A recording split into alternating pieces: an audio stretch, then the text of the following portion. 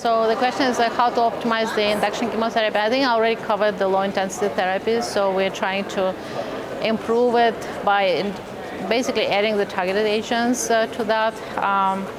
There's another backbone where Venetoclax has been used, which is cladribine, low-dose cytarabine, alternating with the decitabine or azacitidine. I think that's also quite effective, so that's like chemo-based approach. And we've been using it a lot off-label because it's not technically approved.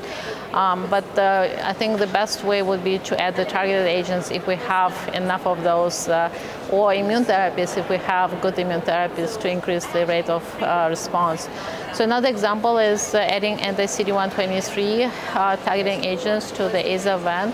I think there are two drugs that have been reported by now. There's a Tagraxofusp, which is from stemline Marina drug, is interleukin-3 conjugated with a toxin, so it eliminates CD123 positive cells. And then the most recent drug is called Pivekimab, is antibody drug conjugate that also against CD123. So in separate studies, single kind of arm study, the adding of these drugs to the AZA+VEN backbones seem to be beneficial in increasing the MRD negative rates and maybe the duration of responses. But again, we need longer studies, randomized control studies to really prove that. But I think that's where the field is going.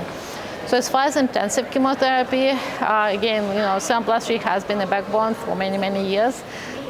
So now I think Venetoclax will inevitably become part of the induction chemotherapy.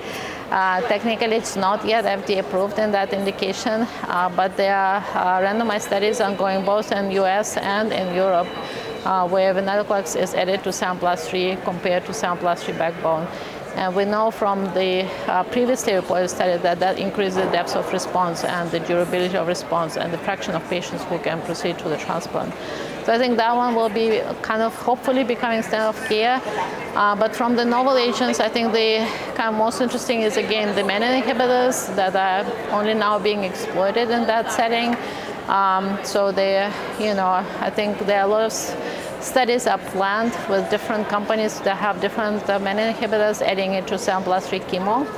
And of course, for FLT3 inhibitors, we already had midostaurin, and now we have quizartinib, which is FDA approved, and gilteritinib studies are ongoing. So I think that subset is already kind of standard of care, where we add the targeted agent towards the chemotherapy. But the new ones are still kind of in process, and then the IDH1/2 inhibitors as well are still ongoing the trials.